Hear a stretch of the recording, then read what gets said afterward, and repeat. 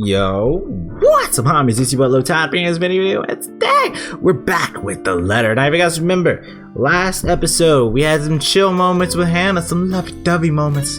The first time in a long time. I'm actually recording this a week earlier than I'm supposed to, but I just really wanted to hop into the game. I remembered as soon as I just started recording. Anyways, we ended it off setting up for, I think, is going to be another one of the scares, the first ones that Hannah's going to experience.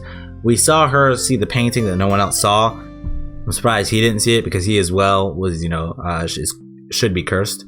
But anyways, we're going to see what Hannah's going to go through here in these next few moments. I think she's going to see the person for the first time. And watch out for your blood pressure. He gives me a kiss on the cheek before leaving while I leave there in a daze. Journal. October 26th. The Wright couple moved into their newly bought mansion today and was already preparing for a housewarming party. During a short break, the couple had a brief discussion about children. Luke didn't sound too welcoming of the idea. Boom. Alright, alone as per usual. I really should be used to it by now. I could feel the minutes tick by with me just lying there feeling miserable and full of self-pity. I have rolled over to lie on my stomach at this point, with my face buried in the pillows, when there's a knock at the door. Grumbling at them to go away doesn't work, as a voice comes from the other side. The photographer from Luxury Living is here. Wait, is that today? Oh yes, people had caught wind of our new mansion the very moment we left the open house. Luke had boasted he could acquire the property in no time and allowed a photo shoot for an interior design magazine to be scheduled today. Well, there was complications, and it took longer than it usually does for us. In a minute, Hansi. Johannes, if you could at least make it through the end. Tell him I'll be right down, Hansi. She never calls anyone by their fucking name except for her husband. The mankin. That's first. The mankin grounds, yep. The mankin grounds have been one of the first things to be fixed up aside from the bedroom. Although it's still a work in progress, it had a promising start and I could already see the flower patches. Luke's favorite daffodils stand out easily. What's that? Has achievement. Oh, I'm downloading a game. Didn't know I was going to be done that fast, to be honest with you. Daffodil stands out easily. Having been transplanted from the pots that used to litter the rooftops of our penthouse. Why, if the moving crew thought that Luke was being hard on them, they clearly didn't see the landscaper on his way out. The man looked like he was ready to faint, and Luke seemed ready to kill him by the end of their discussion. It is in the gardens that I see him standing near the flowers in quiet admiration. He is hard to miss, the hulk of a man that clearly did not belong. The big backpack, the suitcase he has, and with him makes him look much larger. It is a peculiar sight seeing someone who looks like he does, handling little delicate things with such care. He looks up at the guardian from the gardens and does a double take before a friendly face replaces his serene expression. Miss Wright, yeah? Hi, Zachary Steele here from Luxury Living, ma'am. This boy's everywhere. So this is how she's gonna meet Zachary. I was just talking about before the recording started. I was like, Isabella, it makes sense for her to have these, and she hasn't really talked to Hannah or Luke. And I was like, it's Hannah. It makes sense for not really to have a lot with Isabella, Zachary, Rebecca, or Ashton. She hasn't met them. Well, she's met Isabella, but she hasn't really, met them as like a friend. Now I know how she meets Zach, at least. Hope you weren't waiting too long. But it looks like you're still moving in, huh? Thought for a second there my calendar was wrong and I came here too early. You look familiar. Have we met? I have a very wide social circle, so everyone looks familiar at one point or another. But one would think I'd remember someone who stands out like him. The struggle to recall must have been evident on my face as he quickly and kindly answers my question. I was with Isabella, your estate agent, when she had the house blessed. Oh yes, that's right. Small world, isn't it? Yep. I should have known you were Miss Wright. The one and only. Welcome to Maison de Wright. Okay, we gotta do the whole. Jesus, we gotta go French, just to make it sound cooler. It's already a mansion. You don't have to just, you can literally just call it the mansion or our fucking manor, the Wright manor, and then you just roll with that. But nah, you gotta mansion de Wright. This is my maison. We've been in the process of moving in as we were delayed, but it won't be a problem. They're just adding a few things here and there, and you should still be able to do your work. Where's the rest of your crew then, Mr. Steele? Zach is fine, please. Mr. Steele makes me feel like I'm a mascot for a cleaning product. Damn, makes Mr. Clean have a look some sort of way. Anyway, I'll be your one-man crew for today. Don't worry, been doing this gig for a while now. You must be quite the veteran to handle this on your own. I mean, really, you just gotta know angles and your camera and what kind of stuff works really well. We've had a full crew coming into our penthouse the last time we were covered in your magazine. Veteran? Oh, your words are too kind, Miss Wright. Hannah! If I get to call you Zach, you have my permission to call me Hannah. Okay. Alrighty then. Alright. Anyway, I'm no veteran, but I know my camera well enough to make sure this is a good shoot. You can trust me on that, Miss Wright. Hannah, goddamn, sorry. So how do you know Isabella? We're best friends. Oh, really? Monsieur le photographer. That's the achievement we just got. So Zachary proves quickly enough that I can, in fact, trust him. His skills with the camera and experience in this industry at the very least. He is kind and courteous, listening and following as I lead him around the house. A really nice fellow, and he treats our household staff well whenever we cross paths with him. Answers questions to the best of my ability, and he is patient enough to answer mine whenever I get curious enough. For one, I ask what the bags are for. They're quite the magician's toolkit. From inside, he had procured several items to embellish the interior with. Rolls of fruit, lemon trays with peppermill, stacks of cookbooks, cutting boards, and glass canisters filled with colorful nuts and grains are brought into the kitchen setting. That's actually really smart. For someone who has to do that kind of work, hell yeah. For the bathroom, there are white towels, seashells, and decorative soaps. There are other things as well, too numerous to count, all in that large backpack and suitcase. Tricks of the trade. Softens up a room, makes a place feel more homey, and fills it up with texture. Yep, you can even make things look more vibrant with certain colors too, with like the fruits and stuff. You guys probably have better stuff I can use for this. No lights. Don't tell me all of these are just props. Well, I've got my tripod here. For things like these, natural light is best. I agree with that. Hell, natural light looks beautiful on almost everything, in all honesty. I get why some people like what's called different lights, like omnidirectional and shit like that. It's pretty good. Or the fucking everywhere. I'm about to use the fucking modeling term, like the fucking world lighting. But it's not. It looks good, but I'd rather be natural lighting, because especially with like the building looking classic. Natural lighting could look like just beautiful. I'll just have to set the shutter speed to a real slow setting, and as long as nobody steps into the shot, it'll look great. Oh, it better. Don't be like that. I'll show you the picture. We got the rooms one at a time, although we first tackle the ones that the movers have no business in anymore. Damn. The ballroom needs a little preparation with its grand design.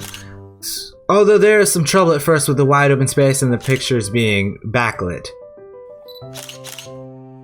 It is in the kitchen that Zachary's props come in handy, considering how Joanne has kept the place so neat and sterile, one can practically eat off the floor. We carry on touring the house and taking pictures where we can, with exception to the rooms which have yet to gain any purpose or design. Too bad I can't take a sneak peek at his photos yet. Funnily enough, he is using a traditional camera. I didn't even know film still existed. Really? Like, some people like that more than the digital, and I don't blame them, really. With the way he speaks, however, I could see he knows enough about his craft that I'm not too worried about botched photographs. I imagine photography must be cathartic for him, judging by how at ease he looks while taking pictures. I know that word, I'm really bad at saying it. There are small snippets of conversation between the clicking of the camera.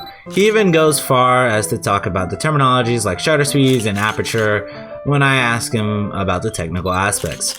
I can't quite see the picture as it is made, much like when I watch artists paint on their canvas, but just watching someone passionately practicing their craft such as this is exciting in its own way. I can appreciate that. Going through the mini rooms has been quite the exercise for both of us. Despite that, he has been so nice, and I find myself putting on a smile. But it is as we're taking pictures in the foyer that everything comes to a standstill for a moment. Just a moment. And had I not been paying attention, I would have never noticed. There's merely a split second when Zachary's rhythm is put to a halt. His finger doesn't move to release the shutter. Yet he also doesn't pull the camera away from his face, gaze still firmly fixed through the viewfinder. His eyes shake and there's a lit sheen of sweat on his forehead. Zachary? No response. Zach, is something the matter? Knowing he's scared, he blinks and stares at something behind me before shaking his head. Turning around, though, I see nothing that could have gotten his attention. Oh, no, there's nothing wrong. I just remembered something that's all. Let's get back to the pictures. I'm like, sorry. Sorry, I watched a horror movie last night and my mind just... So you know how that is sometimes. I'm really bad at that kind of stuff. Sometimes it comes back to me like randomly. Like I had a full-on flashback and, you know, they were taking pictures in there. It was the first horror film with a photographer, right? The photographer was like, oh, let me take a picture. And he's like, oh, shit. And then he saw a ghost and then, the typical horror movie trope. It got to me, because I'm a photographer. Right? Just, yeah, Can you move a bit more to the left, yeah? I struggle to respond this time. There's a sudden weight on my back and an indescribable tightness around my throat. Everything stops, and everything starts again as I manage to choke out. If you're sure. I don't know what just happened. It was probably just the dizzy spell. I'm fine. And he said he's fine. We continue at the same pace as before, though there's an unspoken agreement that we will not talk about what happened. Crazily enough, so she couldn't see him, but she said she could feel it. So it's almost like it's like the Grudge, but the Grudge, if she marked you for death, basically, you could see her. Even if she was going to kill someone else, you saw her. So, it's interesting. It's different. So, is this a full-time job for you then? Nah, I just freelance mostly, for magazines, newspapers, and events. So you can't really call it a full-time job. That's like part-time, but not part-time? It's fun and it puts food on the table, but it's not what I really want to do. At least, not all the time. What is it that you want to do then? Maybe I've been out of line sticking my nose in other people's business, but I can't help but ask. It's a great question actually to ask. I regret doing so as I see his shoulder slump and the easygoing air he has fades away. He looks torn over whether he wants to talk about it or not. Documentaries mostly. But cinematography is a lot more difficult than photography, right? They're very similar, but they are different, yes. I was working on this thing, actually. What thing? Well, it wasn't really a big thing. People didn't like blue foncé very much. People don't like a film about colors. I suppose they would have liked Blue Bibby a lot more. Very funny. So, Grand Director, do you want to tell me what Blue Foncé is all about? He hesitates, but when I refuse to budge on the matter, he gives in and spills it all out.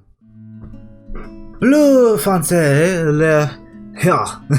la plus sombre des nos, but I can't do French, all of it, okay? I took it back in like 8th grade, and even then, I was actually really sort of decent at it, but no.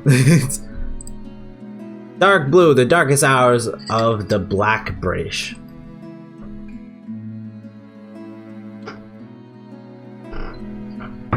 He speaks with passion of one who has gone through the very matter he is concerned with.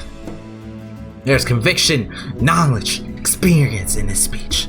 The music is making me get all passionate and worked up. Why, I would have told him that he is an amazing speaker if only I wasn't so engrossed listening. Prejudice and discrimination in schools and in the workplace. Lesser chances for opportunity and higher chances of being treated like a criminal. He spoke of blacks and people of color in general still being treated like second-class citizens, all because of the color of their skin. It is all just positively riveting and sad. It comes to a point wherein he soon loses steam. He looks abashed, realizing what he had just done. Sorry, I just got so carried away and... That's me, in all honesty. I'll be the one, I'll ramble, and then I'm like, sorry about that. I got a little, sidetracked, carried away somewhere in there. I just threw everything. It was a word vomit. It's fine. It is really so fascinating to watch people talk about their passion after all. Yeah, she said she likes it when her husband does You stuff should too. see how your eyes light up when you speak so fiercely. You do have very beautiful eyes. Thank you. Don't tell me that. Uh-huh. Thanks, I guess. That's the right response. Thanks. Okay. I want to say that I understand where he's coming from, but I really don't. Do I? I was born with a silver spoon in my mouth, and I've lived a charmed life. It hasn't been perfect, but the difficulties I've been through pales in comparison to what others experience on a daily basis. At least she acknowledges it. Most people don't acknowledge that. I like it. I certainly don't know how I would have fared where it'd be any different. Would I still have met Luke, and would he still have loved me if I was any What was lesser? your home like? These things you talk about, it sounds like you've... Well, I don't mean to pry, I mean. Live with my older sister and my grandparents. We had a shop selling all sorts of things below our flat. Apartment flat. And well, I was one of the few non-white, non-British students in class. I didn't get pushed around or anything straight up. Even then, I was one of the biggest kids around. Yeah, so they're like, oh shit, don't bother him. Pencil and notebook would go missing, you know? Oh, that I knew. Children can be cruel at times. Of course, it may be a slightly different story when you have personal guards and the stolen item is not a pencil, but an expensive heirloom. So what about you? How you liking your new house? It's pretty impressive. Heirloom. It's nice, I suppose. You suppose? That'd be me too. I'd be like, you suppose? I wish I could afford a place like this. God damn. Not big enough? Not even, in all honesty. Shit, no. My mansion's too big. Fuck that. Fuck that. It's too much. I would only use like 4 rooms. Like 4 to 5 rooms. There'd be no point in me having a mansion. If I ever ended up living in one, I would ask half or all of my family to just move in. I'd be like, yo, we're gonna use this whole goddamn mansion. Y'all feel y'all like that? Alright, everybody we're living in the same goddamn roof. Fucking kitchen table's big enough we can all sit down and eat. Might as well. What? No, oh, don't be a bully. It's teasing, just not that. bullying. Two entirely different things. I understand if you don't want to talk about it. I mean, hell, I've been that way so many times. I was a little girl, all dolled up and treated like a fragile porcelain, with nursemaids waiting to me hand and foot. All the material possessions anyone could ever want, I could ask for on a whim, and it would be handed me just like that. But I barely saw my parents. Just goodbye kisses in the morning before they went off to who knows where they were needed to next. I saw them more oftenly on the telly or in the papers than I ever did in I person. remember my old house. It was a lot like this one. Ah, okay, Big flashbacks. walls and big halls, but nobody in it. Not really. It makes you think how alone you are. A pensive mood overcomes us, and there's a moment where neither of us are sure of how to go on from there. Things have gotten a bit too personal, yet it isn't wholly uncomfortable like as we've been friends before. Well, that's normal, ain't it? You just moved here. That too, but You'll make home out of it yet. it certainly makes it easy to believe that. My childhood house is indeed a lot like this one, just as large and extravagant, and just as empty. I hope he's right. So, Monsieur le Photographe, you've covered the one and only Ermengarde mansion. What's next on the agenda? The interview? But we can do an interview. Boring. It's an interior design and housing magazine. And they want to know what Miss Wright has to say about her interior design and house. Honor Wright thinks she bought a magnificent house that she can certainly brag about. Blah, blah. Boring. Boring. You know what they should print more of? I watched an interesting documentary the other day. Bleu Foncé, the darkest hours of the Black British. I recommend you watch it. Ah, you crazy. Those are the things that people should know about. What do they care if I use a purple or green bowl of fruit in my kitchen? They really have just become friends off of this. People, right? Oui. People are shite. Okay, so we swearing in different languages too? What do you think? Do I look Shites, good with alright. this angle? I strike a pose while he's being busy, looking taken aback for a moment, probably not expecting me to just go and say such a crass word. But he recovers quickly, and after snapping a few shots, he grins. Vous êtes belle. You want copies of these ones? Yes, please. So, the big boy knows French. Ah! You must have wooed a few ladies. Unless you're into gents.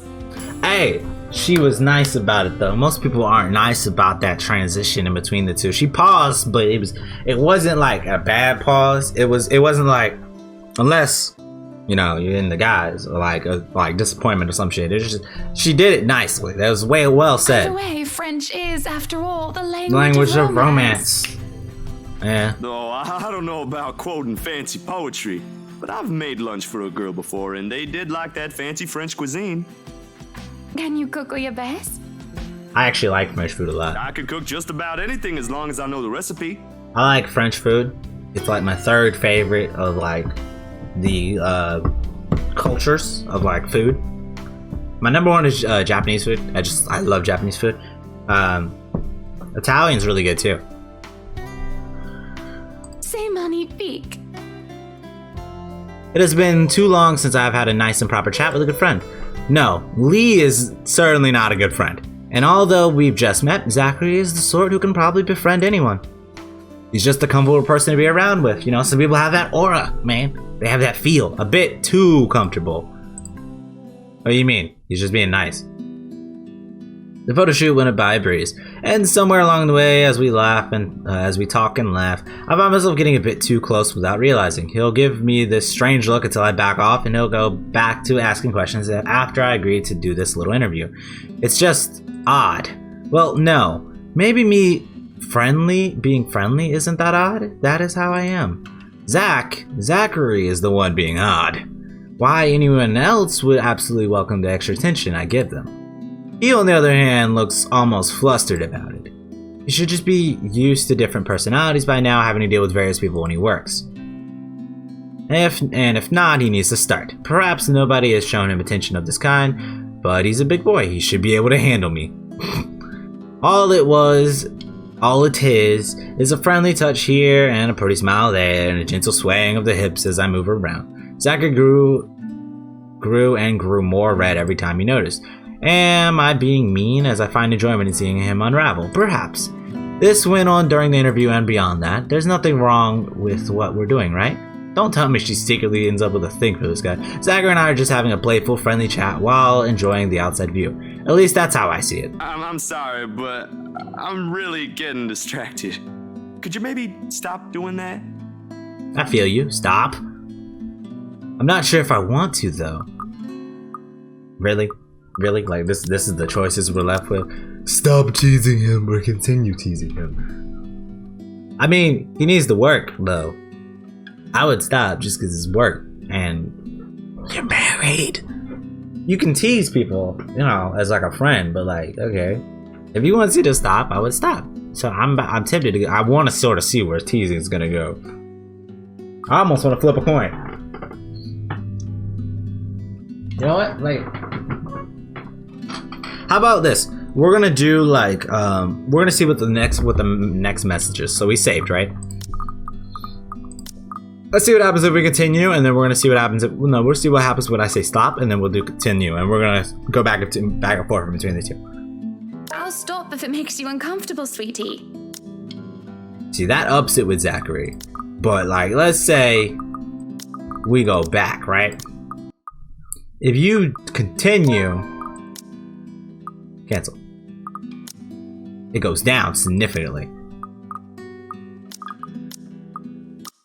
Cause he seems like the whole type like, all right, let me just do business. Stop if it makes you uncomfortable, sweetie. Boom. All right. Sorry. I do, after all, want them all to try to live, so I'm gonna try to make sure almost all of them have a sort of decent relationship with one another. The crazy thing to keep in mind is how far it dropped when he kept doing it, and how much, like, also the fact that this whole time they've been talking like best friends, and it hasn't gone up at all. Like, she's at the same level that she's at with Marianne, and Marianne's been super, super professional. Isabella is all over the place with Zach and Marianne. We're like best friends with those two. Whereas Rebecca, who is also her best friend, is a little bit below where her average, and that's just because I refuse to go home. No, I should be the one apologizing. Why, you're a shy one, aren't you, big guy? It's not that, but... He gestures to the ring on my finger and lets the fact of the matter hang heavily between us. Being bold implicably that I am too forward is not a common occurrence. I think I'm more stunned at the fact that he pointed it out rather, while being rejected. Not that anything is going to happen between us at the first place, it was just going to be some harmless flirting, So, right? you've never had a girlfriend? No. No boyfriend either. You know, just in case you were gonna ask for that one next. And you haven't even had your first kiss? Not a one, ma'am. Nope. Do you want to have your first kiss today? Huh? That'd be my look too. I'd be like, huh? I can't help it. I really can't. I'm going to apologize lots later. I would have been like right after. Surely by the catty smile on my face, it is obvious that I'm just pulling his leg. The laugh I fail to contain certainly gives it away, if it still isn't obvious. But still, he lights up in embarrassment, stammering and sputtering objections. You're married, and this will be extremely unprofessional. I never said I would kiss you, silly. Oh, Johans! No, what? No. Don't call your butler. She's Hannah. That would be for the better. I don't think his husband would appreciate it if I made him kiss another man. No, I don't think he would either. I do not think you can hear us from here either. But it is hard to think you're not taken, Zachary. Why, whoever becomes your girlfriend will be so lucky to have you. Are we about to talk about Isabella? Take wonderful photographs. Who are your best friends, Isabella and Rebecca? Speaking of which, should we get to play as Rebecca? We will. Wonderful meals and wonderful memories. I can play guitar too. Damn. You can? Damn, boy putting on a resume. Oh my. Wonderful serenades as well then. Boy he's goddamn, he's a unit. Perhaps I can find a young lady who deserves a fine, strapping young gentleman like yourself. Let's not get carried away. Word for word. Besides, I gotta be going. It's getting late and I got someplace else to be. And where is that? Shame. I will be expecting you again soon, I hope. For a copy of my photographs, yes? Course, I'll even deliver them personally. Just, you know, don't try to make me kiss your butler when I drop by.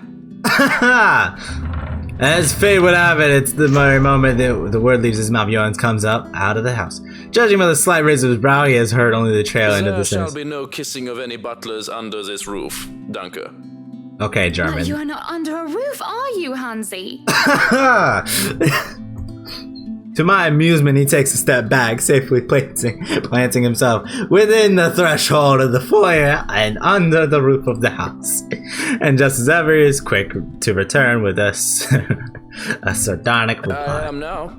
Yeah, that'd be me. As I'm like, was I saying, am now. madam, it's about time for supper. I would have been laughing, like, nice Will one, I be man. needing to set an extra place at the table? Oh, what? No, I was just leaving actually. So you have a good night, Hannah, and you too. Hansi? The It was nice Hansi? to meet you, Zach, honey. You have a safe trip. He nods and the grin on his face as we say our goodbyes is the sweetest that I have ever seen. I linger looking out for him with his relatively tiny bicycle, backpack safely secured in the basket by the front and suitcase hooked to the back. I watch as he went down the path to the Anselm village until he is nothing more than a blip in the horizon. I cannot help the small smile on my face as I go inside for supper. You know her husband's gonna say some shit, probably. Cause he was the one who almost had like that racist little line. Yeah, no, he was the one who had the racist line. Entering the dinner hall causes me so much confusion. It is dark. For a moment I thought the electricity work is not up to par. But that clearly is not the case, as every other room is bright with artificial light. Finding the light switch is a monumental task, considering the size and my unfamiliarity.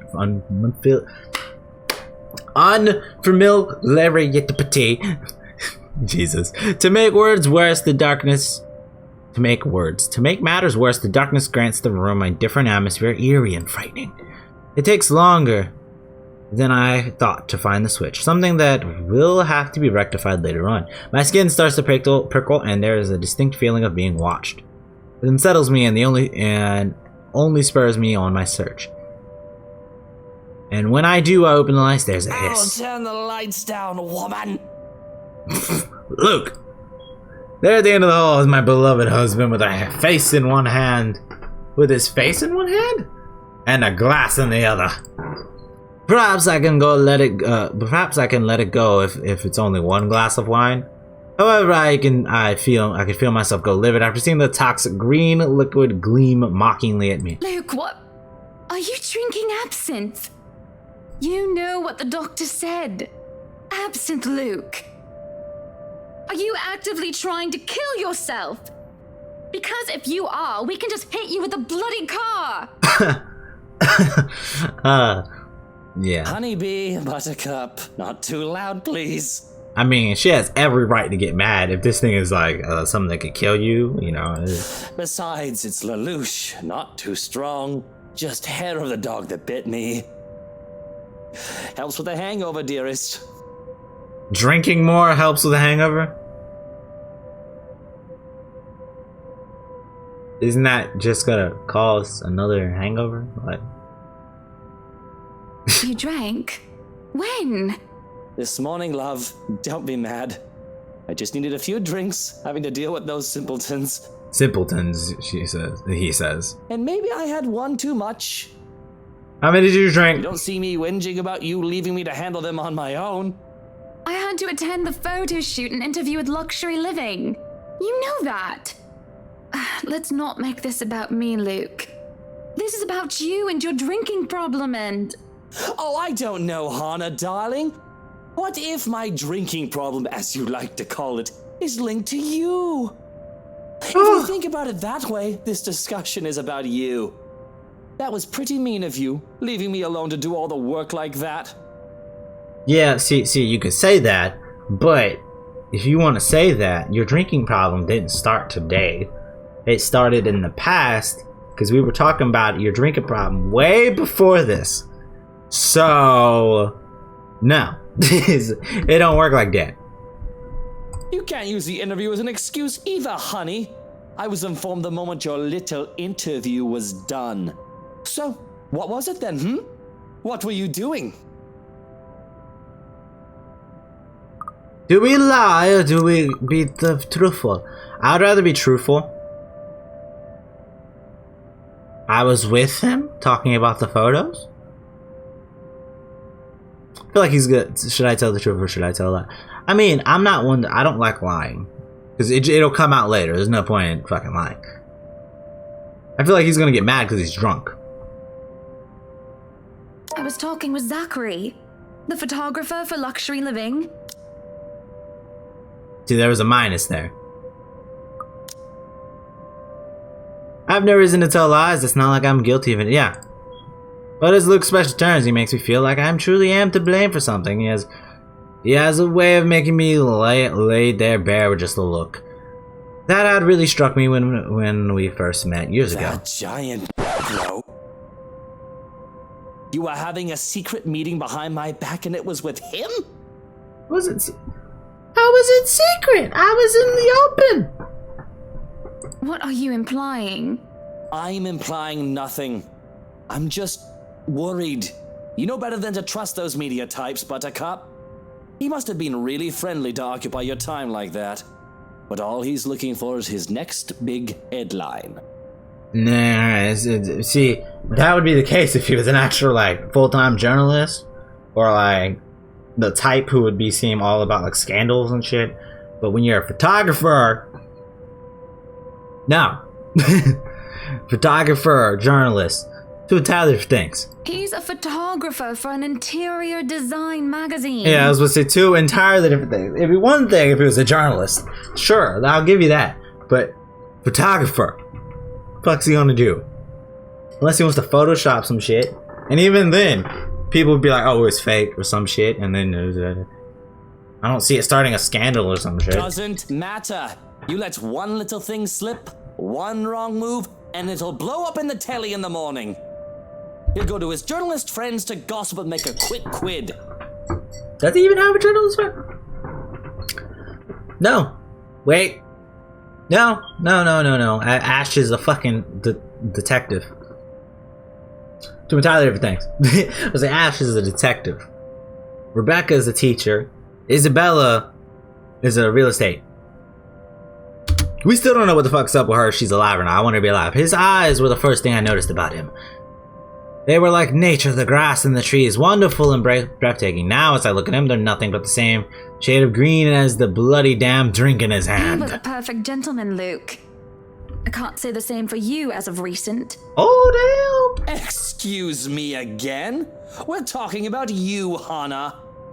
No, I am pretty sure we were talking about you and your drinking problem, Luke. Luke. Wright. Nah, I wouldn't even done that. I would have been Luke. Call him by his full name, girl. Full name. Hangover forgotten. During the course of our little spat, the man jumps to his feet and seethes. It looks like he is barely stopping himself from throwing the nearest thing he can find. Oh, it is not a problem. I can stop whenever I want. Says the man with a drink in his hand. And you're drinking to stop a hangover, which is counter. It's like me saying, I lit the house on fire, so I lit something else on fire to stop the house fire. Great idea, right? Impeccable. I would have, fire cancels out fire, right? Yeah, alright, so if the house is on fire, light the wood or the trees around the house on fire, and then it'll put out the house fire, right? That's how that works? Counteractive? Yeah, it's totally. And even if it was, I think you can very well stay out of it, as it only affects my own kidneys or liver or whatever the bloody hell that shite pollutes. I'm gonna keep going, by the way, till we finish this scene. My voice, that was horrible. That voice crack. See? But I'm gonna keep going until we finish the scene, so this episode's gonna might be a little bit longer because of that. Bud. I'm sorry I care about your well-being. Do you not want your wife to care about your well-being? Whatever aftermath that occurs because of your little chit-chat Negro affects the both of us, however. Look, Luke, nothing will happen. You have to relax. It was just a friendly chat. Well, now I think I'm getting jealous. No. Well, maybe if you don't spend all that time working and you get that business, you might get the attention you want. It's all coming back full circle. It would be if it weren't for this damn headache. Yeah, you shouldn't have drank earlier. Maybe you should drink more. Maybe. Supper is spent in silence with nothing but the occasional sound of silverware. A grand feast has been served, well, grander than usual anyway, most likely due to Luke's complaints of stress. A platter of native oysters for starters, and a tranche of turbot with purple sprouting, broccoli, lemon, capers, and anchovy sauce for mains. Fucking beautiful. I haven't had an oyster in a while. To finish it off, black tea. Oh, tea! I'm more of a herbal type of tea person. Black tea's not bad though. More like green tea. More, you know, the opposite ends of the spectrum. And golden syrup sponge pudding with custard. I can't do pudding. But when our appetites are appeased and the plates are cleared away, Luke stands, kisses me goodnight, and leaves me to stare at my half-empty cup. Lonely in the lull of night, I sit in a house too big and too empty, foreign and unwelcoming. Even with its warm tone and welcoming and homely decor, it feels cold. There's no need for tears, however, I know I can get through this like every other obstacle I've ever faced. This is a minor setback in what I hope I will be a long and happy life. To remind myself that this place is for Luke and for our future children fills me with a renewed vigor. Besides, it looks like someone is having a cry already. She doesn't realize who is the other female in this house. That's a female cry. Your butler is a guy. Hence the butler. Actually, can a butler be a male? A female? I don't know. Anyways, your butler is a male. Your husband went to bed. Is also a male. You don't have any maids. Marianne left. Most likely, because you know this ain't, her job ain't to stay over. Who the fuck's crying? The railing is far away and muffled. Yet at the same time, it shakes me to my very core as I hear it. As if the suffering is just standing right beside me. Hearing it sends a chill down my spine and makes my skin prickle with goosebumps. ... Who is that? Curiosity sinks in as I follow the sorrowful sounds into the kitchen. we're gonna end off today's episode here with the wails of her in the background. Sorry if you don't want to hear this, but you know, it's set up beautifully. I can't move on from there. And I don't want to go drag this on too much. So hopefully you guys enjoyed this video. It's a little longer than normal because I got way too into it. Still, hopefully you guys enjoyed it though.